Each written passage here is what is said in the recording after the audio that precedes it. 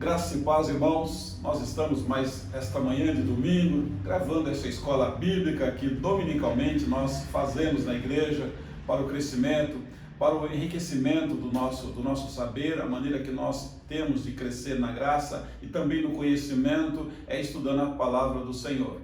Eu quero desejar a vocês um excelente domingo, que Deus em Cristo Jesus abençoe a sua família, enriquecendo vocês no conhecimento da palavra de Deus. Gostaria de contribuir um pouco com o texto de segunda carta que Paulo escreveu à igreja de Corinto, onde ele traz um consolo no momento de aflição. Segundo aos Coríntios, capítulo 1, eu quero ler a partir do versículo 3, que ele diz assim: Bendito seja o Deus e Pai de nosso Senhor Jesus Cristo, o Pai de misericórdias e Deus de toda a consolação. Versículo 4 diz assim: É Ele que nos conforta em toda a nossa tribulação, para podermos consolar os que estiverem em qualquer angústia, com a consolação com que nós mesmos somos contemplados por Deus. Ou seja, Deus está contemplando você, querendo te abençoar com a consolação que Ele tem na pessoa do Espírito Santo. Feche seus olhos. Deus querido, obrigado por mais esse dia, obrigado pela salvação que nós temos em Cristo Jesus, obrigado pelo dom da vida, obrigado a Deus porque a nossa vida tem sentido e ela é feliz por causa de Jesus Cristo. Ó Pai, usa-me para que eu possa transmitir uma mensagem, um estudo nesta manhã, a abençoar a vida de toda a tua igreja, de todos quantos nessa manhã estão nos ouvindo. Fala conosco, ó Deus, no nome de Jesus. Amém. Meus irmãos, o apóstolo Paulo, ele tinha uma grande preocupação. Qual que era o objetivo de Paulo escrever esta segunda carta à igreja de Corinto? Na primeira carta ele trabalha uma questão prática, na segunda ele trabalha de uma maneira pessoal. Na primeira carta ele enfoca o caráter da igreja. Na segunda, Paulo enfoca ali a preocupação ali em expor a sua alma e falar do amor que ele tem para a igreja, por aqueles irmãos, pela vida daqueles crentes. Mas ele quer que nós compreendamos que as aflições pelas quais eu e você passamos nos ensinam a lidar com as circunstâncias e nos ensinam a depender de Deus, que nos ajuda e nos consola. Depender de Deus, meus irmãos, é muito bom, porque Ele faz aquilo que é bom, aquilo que é perfeito, aquilo que é agradável, e ainda tem uma coisa que Deus tem: graça. Por isso que é importante dependermos dEle. Outro objetivo é conscientizar a gente de que aquele crente fiel também enfrenta lutas e tribulações. Aquele que crê no Senhor, ele enfrenta também lutas e também enfrenta tribulações. Apóstolo Paulo passou por tribulações e lutas. Se você dá uma olhada, Moisés, José, Josué, todos eles passaram, o próprio Senhor Jesus, e saber que a confiança em Deus garante consolo e também garante vitória em nossas vidas. Por essa razão, meus irmãos, eu quero apresentar para vocês a linha de visão do apóstolo Paulo nesta manhã. Então, o apóstolo Paulo estava num momento onde ele se encontrava contristado por causa da oposição que era movida ali os falsos irmãos. Então, os falsos irmãos estavam movendo ali uma perseguição, fazendo uma oposição dentro da igreja, porque aquela igreja, ela era fruto do seu trabalho missionário. Então ele tinha um coração muito voltado para aqueles irmãos. Ele não queria que aquela igreja se perdesse doutrinariamente falando. Então o apóstolo vem e expõe o seu coração. Ele abre o seu coração, o seu sentimento. Ele revela de uma forma, meus irmãos, muito bonita os sentimentos que envolviam a alma e a sua fé. O que ele cria, a maneira como ele gostaria que aquela igreja funcionasse. Ele confronta ali as calúnias e a deslealdade dos falsos irmãos, refutando suas atitudes carnais, bem assim como enfrenta os falsos apóstolos, que também por um objetivo de corromper a verdade do Evangelho de Cristo, a qual o próprio apóstolo pregava com sinceridade e com dedicação. Ou seja, ele levava muito a sério o Evangelho de Cristo. Por isso ele disse: eu não me envergonho do Evangelho, porque eu sei que ele é o poder de Deus para a salvação. E trazer um outro Evangelho, meus irmãos, isso era preocupante para o apóstolo Paulo. Então, alguns irmãos estavam querendo corromper a visão da igreja, queriam enfraquecer a fé daqueles homens, ou pior ainda, desvirtuar, ou seja, trocar de foco a fé daqueles irmãos, já não mais na pessoa do Senhor Jesus Cristo. Então o apóstolo Paulo começa de uma maneira muito bonita a tratando a vida daqueles irmãos. Ele começa os primeiros versículos com uma saudação, mostrando que o que ele está fazendo ali não era vontade dele, era a vontade de Deus. Mas eu quero frisar com vocês o versículo 3 em diante: aflição e consolo. O apóstolo Paulo estava aflito. Meus queridos, todas as vezes que nós começamos a aprender algo diferente de Deus, a nossa prioridade muda, o nosso estilo de vida muda, a nossa maneira de entender Deus muda. Então a gente já não vê mais Ele na qualidade de nosso Senhor e Salvador, de Consolador. Então a gente agora começa a cobrar coisas de Deus que Ele não prometeu. A gente agora começa a ter uma outra expectativa de Deus, e isso é ruim. Então o apóstolo Paulo começa no versículo 3 aqui, falando da sua fé e da sua gratidão. Ele já era satisfeito e feliz pelo que Deus já havia feito no meio daquela igreja, no meio daquele povo. A seguir, ele agradece a Deus usando a seguinte expressão: bendito seja o Deus e Pai de nosso Senhor Jesus Cristo. Essa forma de expressar fala da sua gratidão a Deus e também comunica uma riqueza doutrinária. Significa que, doutrinariamente falando, ele era rico para com Deus, porque ele sabia que o seu bem maior era estar cumprindo a vontade de Deus e o que Deus havia feito através da vida dele. Aliás, ele sabia muito bem quem era Saulo e quem é Paulo. Ele sabia a visão errada que ele tinha e a visão correta. Então ele sabia o tamanho do perigo que tinha quando os crentes vão apostatando da fé. Então, meus irmãos, Deus aqui ele é revelado como o Pai das misericórdias, indicando que esse Deus, o Todo-Poderoso, é aquele que nos perdoa. Meus irmãos, as suas misericórdias são expressões do seu caráter justo e santo, mas também ele pune o erro. Aí está a dificuldade. Entender que Deus ele pune o erro. Ele não consegue, meus irmãos, conviver com o erro, porque ele é puro de olhos, ele não consegue contemplar o mal, mas ele se compadece do pecador arrependido. O salmista, no Salmo 103, a partir do versículo 3 em diante, ele fala como Deus se compadece daquele pecador arrependido. Essa é a nossa necessidade, arrependimento dos nossos pecados. Aí depois Paulo vem trazendo o consolo divino e o consolo de Deus naquela comunidade. Ele queria consolar, e a Bíblia volta e meia diz: console com estas palavras. Deus Pai não é apenas um Deus que se compadece de nós nas nossas tribulações, mas aquele que alivia nossos sofrimentos com um bálsamo da consolação do seu Espírito. Está lá em Atos 9:3, pois Ele é o Deus da consolação. Versículo 3 diz aqui, meus queridos, eu quero ler para vocês: bendito seja o Deus e Pai, o nosso Senhor Jesus Cristo, o Pai das misericórdias e Deus de toda a consolação. Quem consola você no momento de crise é o Senhor. Isso é interessante que a gente fala: ora por mim. A gente às vezes podia falar: ora comigo, porque eu quero estar envolvido no processo de oração. Você entende a consolação que Deus tem? Esse é o Deus da consolação, meus irmãos. A palavra, a força da palavra consolação nesse versículo significa advogado e consolador. O que Jesus está fazendo hoje? Ele está advogando nossas causas, utilizado aqui no Novo Testamento em relação à pessoa do Espírito Santo, que ele chama de o outro consolador prometido por Jesus antes deles ascender aos céus. Quando você vai no Evangelho de João, versículo 14, no versículo 16, olha que o Senhor disse: e eu rogarei ao Pai, e Ele vos dará outro Consolador. Qual a finalidade do outro Consolador? A fim de que esteja para sempre convosco. E o versículo 17 diz que o Espírito da verdade, que o mundo não pode conhecer porque não vê, não enxerga, nem o conhece. Vós o conheceis porque Ele habita convosco, ok? Ele habita convosco, com vocês, e está em vocês. Então eu consigo entender a vontade de Deus, a palavra de Deus, à luz do Espírito Santo.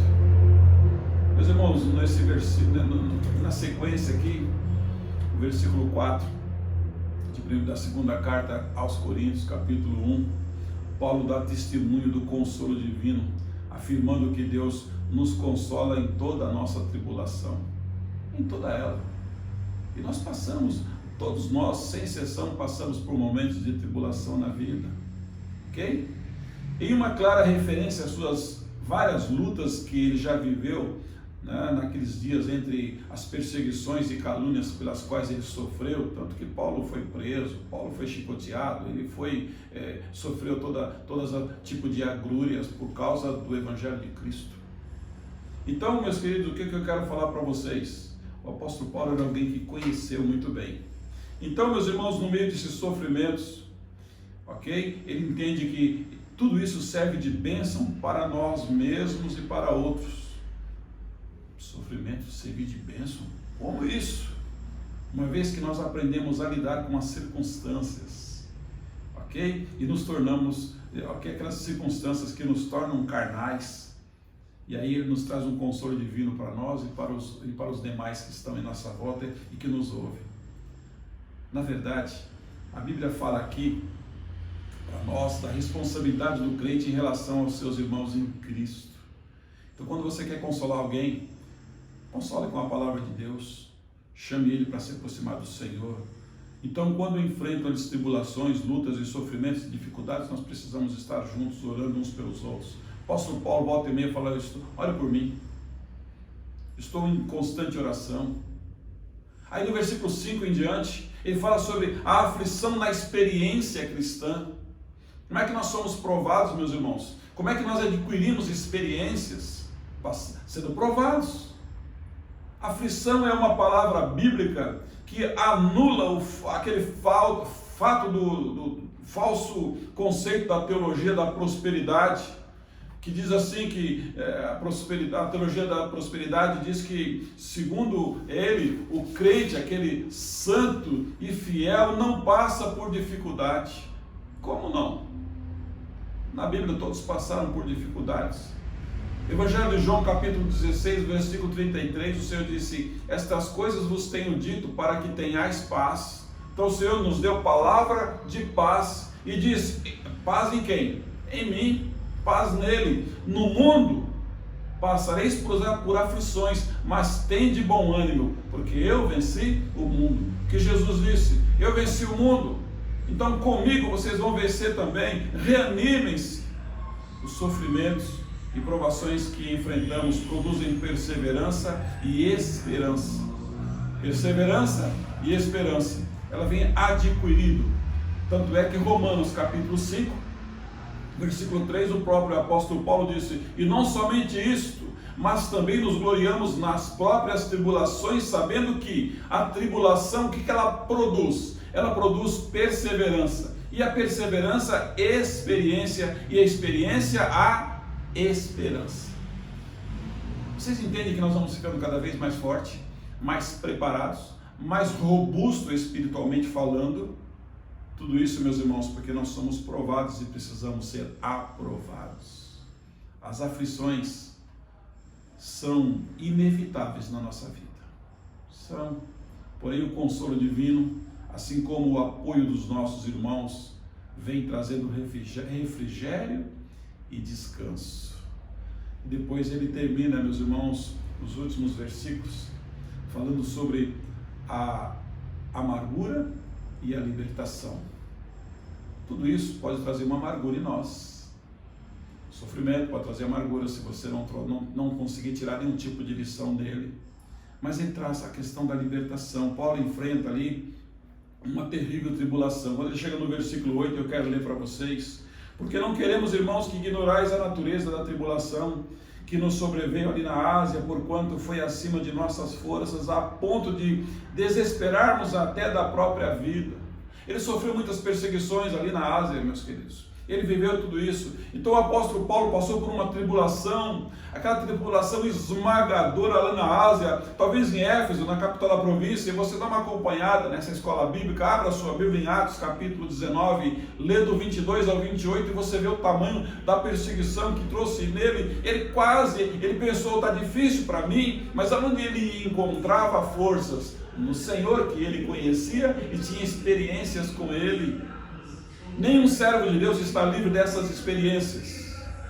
Ameaças de morte não faltaram em todo o ministério de Paulo. A todo momento ele disse, eu respiro ameaças de morte. Sabe por quê, meus irmãos? Quando você está anunciando o evangelho do Senhor Jesus, que tira o pecado do mundo, não é fácil, porque você vai tirar pessoas que estão nas mãos do inimigo, nas mãos de Satanás. Então, ameaças de morte não faltaram na vida dele. O que chama a atenção no texto é que a aflição sofrida foi tão forte que Paulo considerou algo superior às suas forças. Quando tem algo que é superior às suas forças, você tem que entregar nas mãos daquele que é maior que você. Aquele, meus irmãos, que tudo pode. Aquele que nada para ele, nada é impossível para ele. Por isso que o próprio Paulo disse, eu tudo posso naquele que me fortalece. Mas antes ele disse, eu sei ter, eu sei não ter, eu sei passar por dificuldades, mas é ele que me fortalece, porque ele havia reconhecido tudo isso, meus queridos. A despeito da tenacidade desse homem, a sua estrutura emocional, ele era humano, ilimitada, e ele parecia ali não encontrar saída para escapar ali os problemas pelos quais ele viveu naquele momento em Atos. Entretanto, Paulo entendeu que essa era uma prova em que ele deveria confiar não em suas próprias forças, mas confiar em Deus.